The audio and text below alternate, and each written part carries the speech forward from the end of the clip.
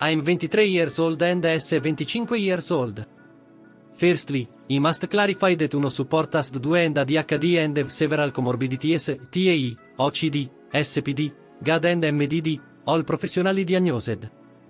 I offer interdisciplinary supervision and medication therapy. We've been dating for a year and 3 months. A peaceful, healthy and easy relationship, without many problems. It seemed like the perfect relationship, but we were too far apart.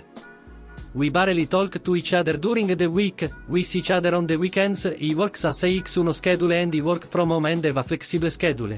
And if we don't see each other on the weekends, we simply don't see each other. Don't talk for a few weeks. There is no exchange of message and very few messages are exchanged that do not flow. He called TRY to tell you 1,000 things that go through my head. All he will say is "wish," okay and wow, and it makes me feel really bad because I want to talk to him. He can't answer calls or video calls for emotional reasons, so I ruled out that option. This distance makes you feel like you're about to meet a colleague you don't know. At first I thought it was just a phase, but I thought it could be my fault, especially because I have severe social disabilities and communication difficulties. He tried and it didn't work until Uno realized that wasn't the case. The second and last time he came home was on his 25th birthday. It took me a month to renew all my work to subscriptions, so I didn't have any money to do anything special or buy gifts, so I started something as soon as he got paid. It all started with him playing a really boring butt-kicking game and he hated it. I've told him several times to stop, but he keeps doing it because he likes me to be angry. I told him to stop again as he started to deregulate me as if he was one step away from an aggressive meltdown and he didn't stop and started impulsively hitting me and hitting my chest. When he realized what he had done, my world fell apart. He felt like the worst person in the world and he apologized a million times and told him he understood and was fine, but he started crying because Uno was completely shocked by what had happened. I know this reaction is due to my entire situation, but it is still not acceptable. Now you have to learn to control it, but it's very, very, very difficult. It doesn't always work and it didn't work this time either. He came home late at night and since his day off was Sunday, he came to see me again this weekend. He bought it on Friday, so when he came over on Saturday Uno asked him to take a shower and get ready for State Uniti to go to the mall. Because he wanted to do something special we walked and the blouse she was wearing had holes and stains, so he bought her a new blouse, took her to get her favorite ice cream, and then took her for another snack. Everything seemed perfect, but when he looked at it Uno couldn't stop thinking about what he had done and he felt my heart get heavy. We slept normally, but on Sunday Uno reached my limit. The feeling of locking him in a cruel cage with me was devastating. As he calmly watched the video of the toy car race, he started crying uncontrollably because Uno thought he was just a difficult person and didn't deserve it. He asked what happened and he told him Uno couldn't be in a relationship anymore.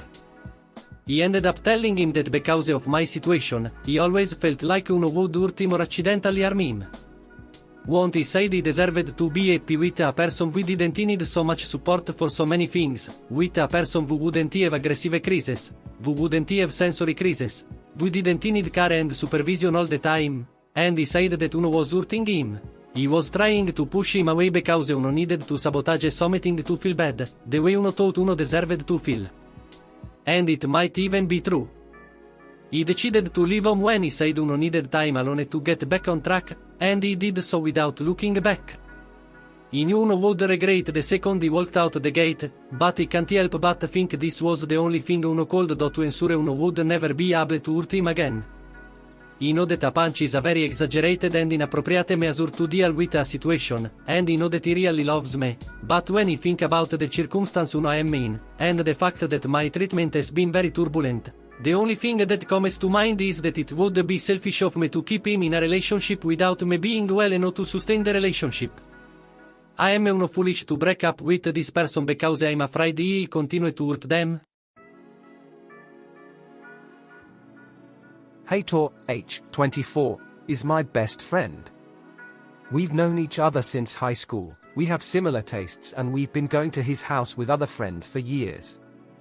He has an unresolved, unhappy love story with Helen at school, male, 23 years old. Heitor was Helen's friend zone for a long time, but they broke up after a few years and I don't know why. Not long ago man, 23 years old, started dating Helena and we started talking on Instagram almost 6 years after graduating. I also had a crush at school, but we didn't talk to each other for a long time. I knew the old story between them, but Heitor didn't say anything more. At the end of last month, Heitor had a birthday party at his family's farm and invited us, Helen and I, along with other high school students. As I said before, we have been dating this person for a long time, about 3 months. At the party, Hector gets drunk and insists on Helen. I wasn't going to do anything about it. In the end, we didn't have anything serious, but he came to talk to me about it and said he didn't like it. I went to talk to Heitor about it and he was very aggressive and realized that I would stay with him. He pulled out a gun. It was an airsoft gun, but I didn't know it until then, and for a few seconds I thought he was going to shoot me. He threatens to kill himself with a gun, which is kind of weird. Helen and I couldn't leave the party right away, because it was far away, so we had to wait until the next day. Heitor and I broke up after that. Am I stupid for staying with Helen and going to her birthday party with her? Am I the fool in this story?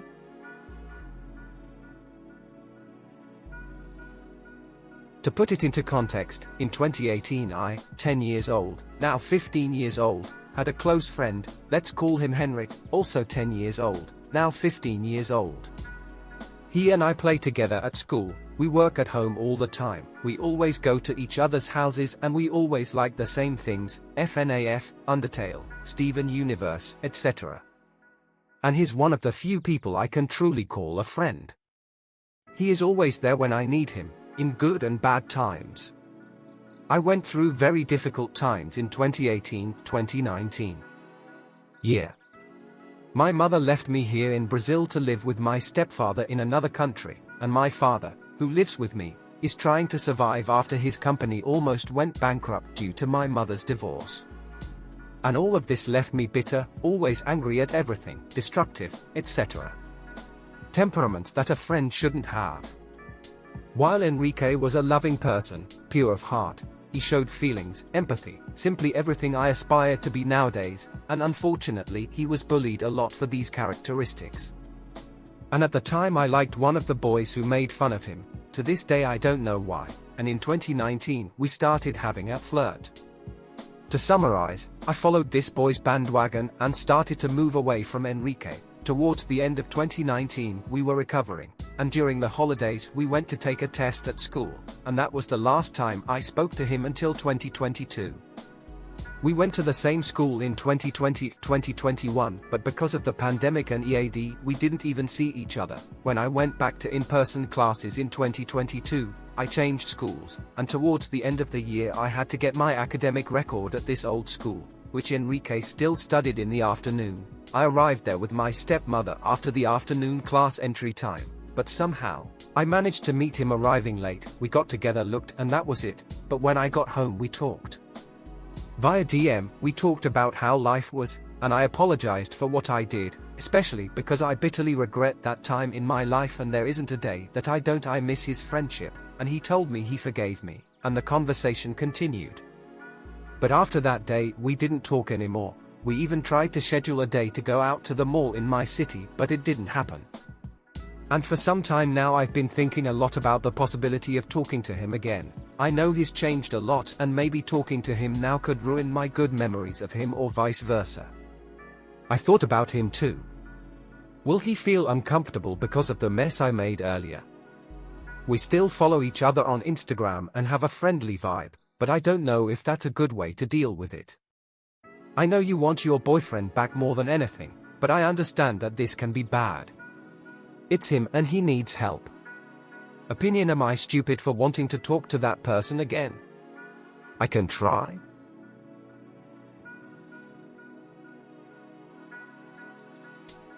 Am I the asshole for wanting my boyfriend to protect me and not take me to the garage and in any everyday situation where I come into contact with people who don't like me and I don't feel good about? My boyfriend, 30 years old, who has no family, only 3 younger brothers, spent a decade in a toxic relationship with someone who has assets and a problematic family structure, including his mother, a victim of domestic violence and constant betrayal from his partner. Spouse. The presence of his ex's family, who welcomed him during these years, gave him shelter and love, still persists, even after the betrayal that led to their separation. Including his ex, who is single, and has already done some little things against us, like calling at 11 p.m. the same week she found out he was dating to find out how he is and if he was dating, on a Saturday night, coming in front of our house. Home at lunchtime without warning, to say nonsense things.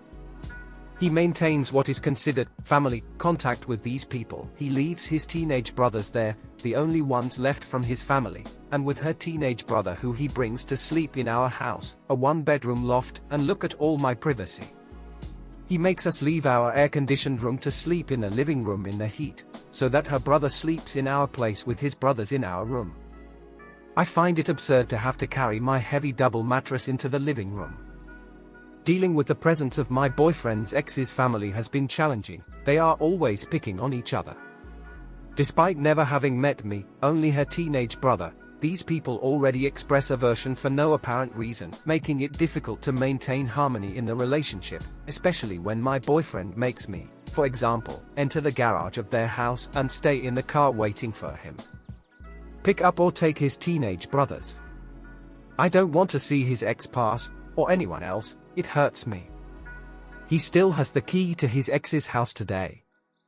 My attempts to interfere have generated discomfort, creating an atmosphere that is difficult to deal with, because despite wanting to form his own family with me, he does not give up his old family, which I do not have access to. The last little thing they tried to fix was through his ex's teenage brother. He came home saying that I don't treat him well and that I don't talk to him. Which is a lie. The other day I even bought him chocolate, trying to get closer. My boyfriend said it was in my defense, because a long time ago I had asked her if her brother was too shy to not answer me. Even so, my boyfriend insists on remaining with the deep ties. I tell him that I can't deal with female rivalries, I'm not into that.